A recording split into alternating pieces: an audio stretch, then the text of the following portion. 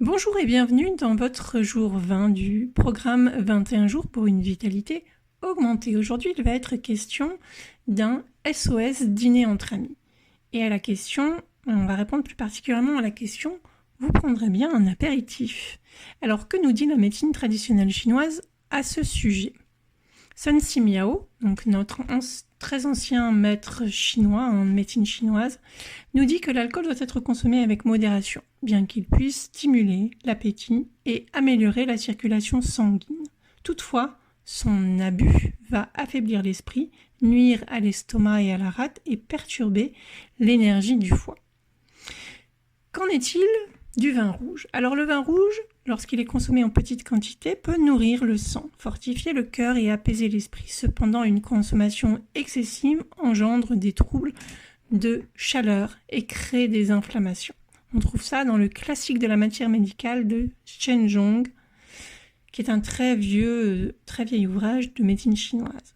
Une autre citation d'un autre ouvrage de principes de médecine chinoise nous dit que le vin rouge doit être apprécié avec parcimonie. Il a des propriétés de réchauffement et peut stimuler la circulation du sang. Néanmoins, l'excès nuit à la santé et provoque un déséquilibre de l'énergie du foie et provoque aussi des troubles digestifs. Regardons à présent ce que nous dit la science moderne. Donc l'étude menée par Jessin Chospé nous partage beaucoup d'éléments d'interprétation. Tout d'abord, l'alcool est considéré donc comme un poison, ça c'est une donnée que tout le monde connaît. Aucune quantité d'alcool donc n'est bonne pour la santé. Les cocktails qui contiennent du sucre sont davantage mauvais pour votre glycémie car évidemment ils contiennent du sucre et donc alcool plus sucre, eh bien votre corps a beaucoup à faire et doit traiter beaucoup de sucre qui passe dans le sang. Donc le meilleur des alcools, si on peut dire, ce sont les vins, les champagnes, les alcools purs comme la vodka, la tequila, avec de l'eau pétillante ou du citron vert, nous dit Jessin Chospé, qui a donc effectué des mesures que vous voyez à l'écran. Donc surtout, ce que l'on peut voir à l'écran, c'est que la consommation d'un verre de vin rouge eh bien, ne crée pas une courbe de glycémie. Idem pour un vin blanc. A contrario, quand on prend de la margarita avec un virgin et que l'on reste assis pendant le temps de l'apéritif, eh bien on se rend compte que là on a en effet un pic de glycémie et donc 2 heures après on a une vraie chute de glycémie.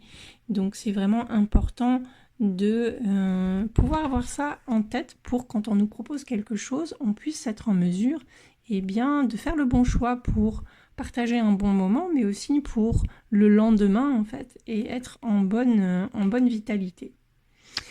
Alors, vous prendrez bien un petit apéritif, oui, mais sans alcool. Sans alcool, ok. Est-ce qu'il est préférable, par exemple, de manger des carottes ou de boire un jus de carotte? Est-il préférable de prendre des fibres ou des liquides? Et qu'est-ce qui, par exemple, qu'en est-il des smoothies, ces jus de légumes et de fruits frais et naturels? Qu'est-ce que ça va provoquer? Eh bien, si le légume est vert et que son jus n'augmentera pas votre glycémie. Par contre, s'il s'agit d'un légume racine, comme une carotte, une betterave beaucoup plus riche en amidon et donc en sucre, eh bien là, ça provoquera un pic de glycémie. Donc vous voyez à l'image, quand on consomme des carottes coupées en rondelles cuites, eh bien nous restons dans notre zone verte, donc il n'y a pas de pic de glycémie. A contrario, quand on consomme un jus de carotte, eh bien on se rend compte qu'on passe dans la ligne rouge et qu'à ce moment-là, on a un pic de glycémie. Donc tous les smoothies n'ont bien évidemment pas le même effet pour notre digestion. C'est une question qui m'a été posée. Est-ce que tous les smoothies ont les mêmes effets sur notre digestion et le bon fonctionnement de notre corps? Eh bien non. Certains vont favoriser la courbe de glycémie. On va avoir une courbe de glycémie qui sera aplatie, donc vous pourrez les intégrer à une collation sans redouter justement de la fatigue après le repas, un coup de barre, alors que d'autres, les smoothies qui contiennent beaucoup de fruits, eux vont créer un pic de glycémie. Et du coup, un coup de barre à 11 heures, des troubles de la concentration, l'impression de manquer de clarté mentale, d'efficacité. Donc, que faire dans ces cas-là? Eh bien, ce que vous pouvez faire, c'est d'ajouter des protéines. On en trouve en poudre, souvent à base de petits pois, donc la poudre de pois. On peut ajouter aussi des matières grasses, comme un demi-avocat, par exemple, du lait de coco sans sucre, du lait de noisette, bien évidemment sans sucre.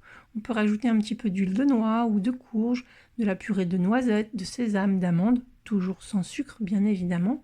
Vous pouvez ajouter également des fibres comme des graines de chia, de courge, de tournesol, des légumes verts, bien évidemment, concombre, céleri, épinards, avec une petite touche de gingembre. Vous savez, le gingembre, c'est cette plante qui est l'allié de votre digestion, donc qui va vous aider à mieux digérer. Alors vous voyez maintenant à l'écran un petit comparatif quand vous êtes chez les amis qui vous proposent: est-ce que vous préférez un jus de fruits? Bon, un jus de céleri c'est un peu rare, mais pour juste l'exercice, vous puissiez voir la différence en termes de courbe de glycémie. Eh bien, les jus de fruits, que ce soit des pommes, des poires, des abricots, etc., ce sont des concentrés de sucre qu'il faut donc traiter comme un dessert, c'est-à-dire les consommer après avoir mangé des fibres. Donc si vous avez mis en place le principe que je vous ai partagé la semaine précédente, qui est de dire « Ok, je vais manger chez des amis, mais je vais me faire une petite assiette de fibres avec des brocolis, des légumes cuits un peu avant de partir », eh bien vous allez pouvoir consommer le jus de pomme par exemple sans avoir ce type de glycémie que vous voyez à l'écran. Tout simplement parce que vous aurez apporté des fibres avant d'arriver chez vos amis et que donc au niveau de votre digestif, vous pourrez davantage absorber et répartir le glucose qui va arriver dans votre sang après avoir bu ce jus de pomme. Les jus de légumes verts, donc on peut faire en smoothie, comme concombre, épinards, céleri, ils sont bons parce qu'ils ne contiennent pas de sucre. On peut y ajouter justement avocat, lait de coco en tant que bonne graisse qui vont alors aplatir la courbe d'absorption du sucre dans le sang. Donc privilégiez le jus d'un seul type de légumes à la fois, sans y associer de fruits, et ça rendra les choses beaucoup plus digestes. Alors si vous optez pour des jus de légumes industriels, comme des jus de carottes ou des jus de tomates, eh bien vérifiez l'étiquette pour voir s'il n'y a pas soit du sucre ajouté, soit des fruits ajoutés. Par exemple, on voit souvent carottes orange, ça donne un petit goût plus sucré, mais ça provoque un pic de glycémie tout aussi plus important.